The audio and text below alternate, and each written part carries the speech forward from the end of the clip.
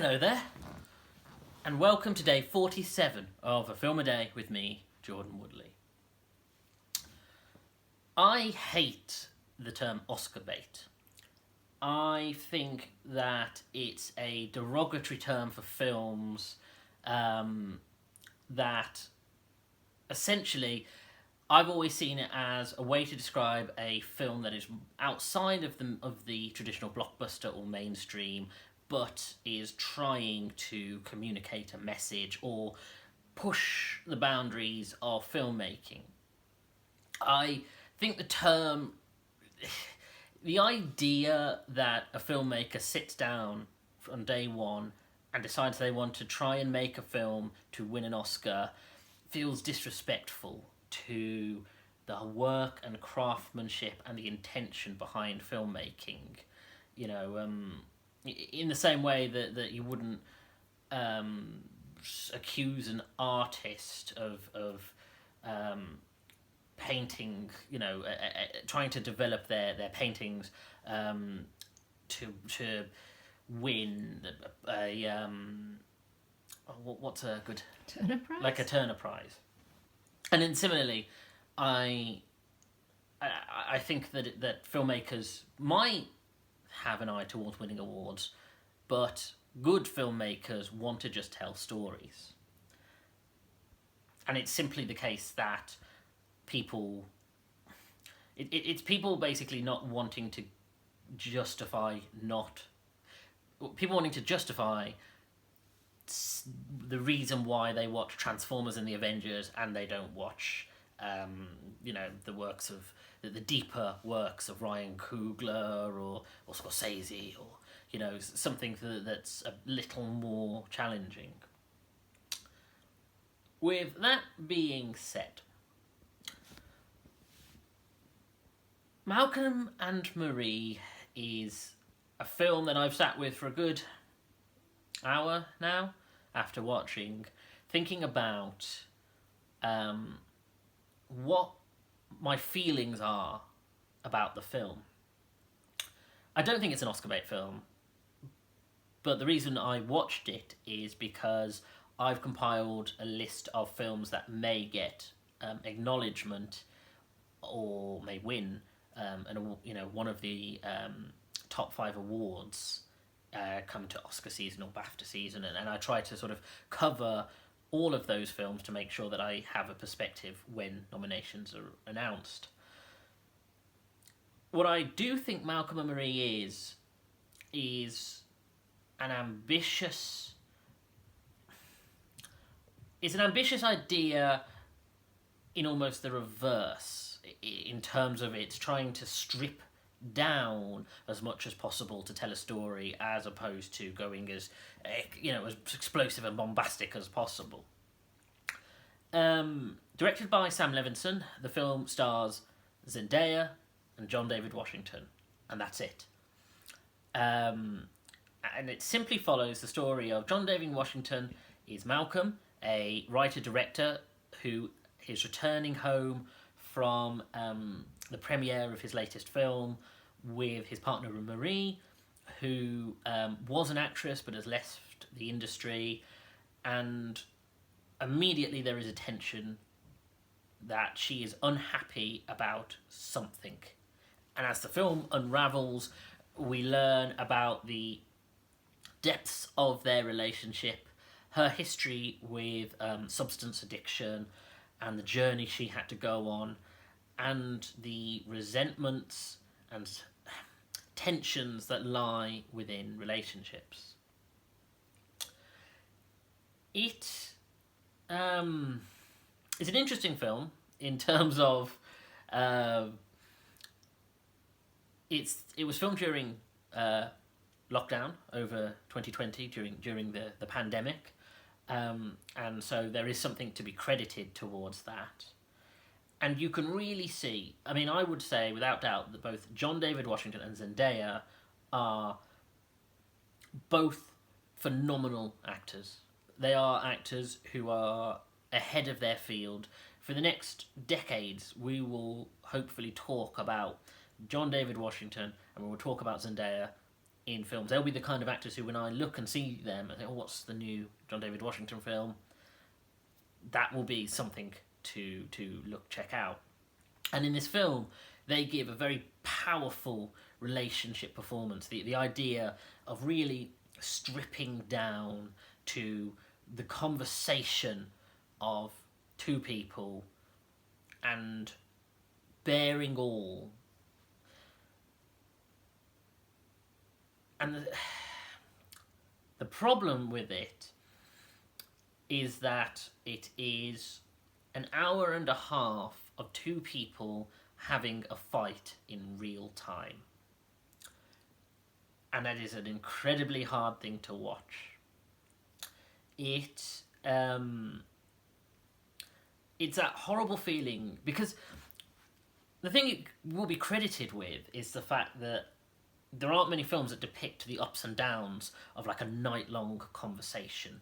Two people who might get angry at one point or calm down, or they might joke a bit but they're still angry at each other. People get upset, and it charts this whole argument over the course of their night. And as an audience, you are given a voyeuristic perspective.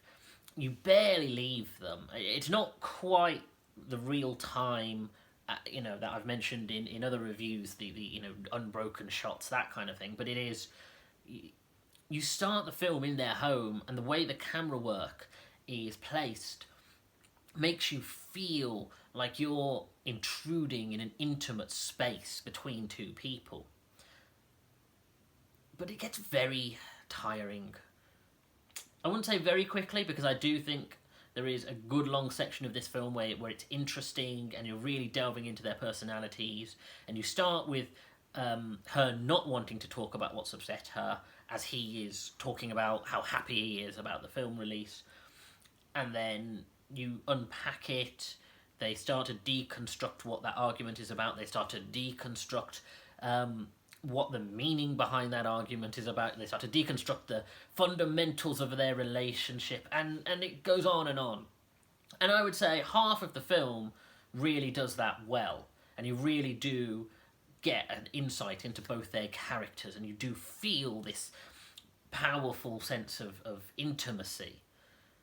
But then it keeps going, and it gets very tiring, and very quickly you feel like you should, if you feel like you want to be the adult in the conversation, walk into their home and essentially tell them to go to bed, because it has the same sentiment as anyone who's been to a party and a couple at that party have started an argument and the people around them feel uncomfortable. That's the sentiment that this film forces you to have, and you ultimately have that visceral desire to want to leave. And I think that's going to be the real thing that people struggle with. I struggled with this, and I've endured all kinds of intense experiences with films, but the discomfort meant that I wanted the argument to stop and I wanted to leave. And I think that will be the real problem for a lot of people. They will not cope. And if someone has a reason to turn this off, they will. There's also something a little attempted art house about it. I understand why it's in black and white. I understand that it's supposed to be a stripped down story. That the idea is that, but you take away everything that isn't them opening up their emotional states. That's why the camera barely cuts. That's why you spend long shots of watching them do things like make macaroni and cheese or sit in a bath, is because it's not about people analysing the layers of the film in terms of the mise-en-scène or the meta-text or the colours. It's about their words. But and the film itself addresses that. Sorry, the film itself has a real criticism over the fact that it discusses things like the fact that he's a black director, and the question of will people always discuss his films from the perspective of like political, racial, and whether he could ever make a Lego movie without it being a commentary on black life. or the fact that she attacks him for the fact that maybe he's, you know, even in this film that he has made, the character of Malcolm has made about a drug addict, and she says, you know, even in that context, you sexualized her. And the question of, well, can male directors ever make films about women without sexualizing those women? And then it does discuss film in that interesting way, that it wants to discuss the fundamentals of filmmaking, the fundamentals of film analysis. And I'm interested in that, of course I am. But that doesn't make it a fun watch. It's not a film where you sit back and go, oh, I had real fun watching them discuss filmmaking. Oh, and then they broke into an argument again. Because it just... I do get that feeling as I watch it that I'm like, this would have made a wonderful 30-minute short film, but as an hour and a half piece, it is just such a hard sit. And it's a shame, because I say they're both phenomenal actors. This is, you know, them at their peak.